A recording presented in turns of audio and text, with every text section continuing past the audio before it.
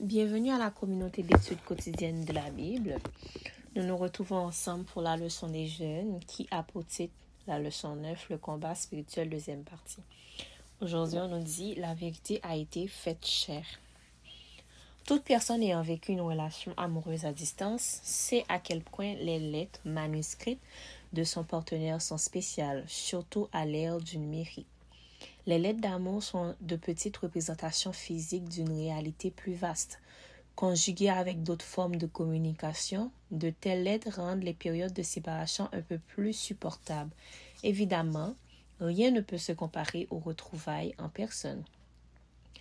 La parole de Dieu, c'est la lettre d'amour qu'il envoie à l'humanité. Les récits, les prophéties et les instructions de la Bible révèlent le cœur de Dieu et sa qualité la plus fondamentale, l'amour. Il est vraiment merveilleux que l'humanité ait reçu cette lettre d'amour qui a parlé d'innombrables personnes au cours des millénaires. Comme nous le savons, Dieu est allé au-delà de ce qu'il devait faire pour nous. Son désir d'être avec nous, exprimé à maintes reprises dans sa lettre d'amour, a conduit à plus grande manifestation divine à l'humanité dans toute l'histoire. Jésus, celui qui est la parole, est devenu un homme, il a vécu parmi nous, plein de grâce et de vérité. Nous avons vu sa gloire, la gloire que le Fils unique reçoit du Père. Jean 1er, verset 14. La Bible a été écrite pour communiquer la parole de Dieu.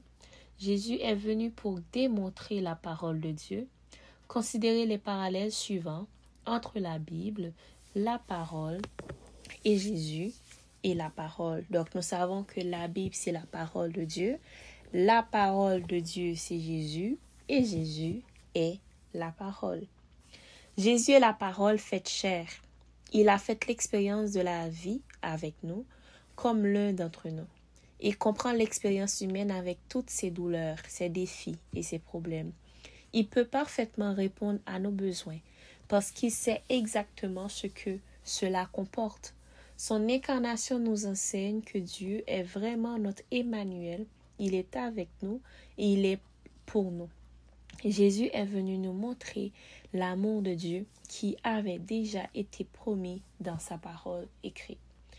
Si, à partir de maintenant, vous rendez compte que Jésus est la parole, ma question pour vous, c'est comment est-ce que cela va affecter votre culte personnel avec Dieu? Comment est-ce que vous allez faire en sorte d'intégrer la parole constamment dans vos vies pour que vous puissiez rester en communication avec Dieu et comprendre son caractère un peu plus? C'était la leçon des jeunes, le combat spirituel, deuxième partie.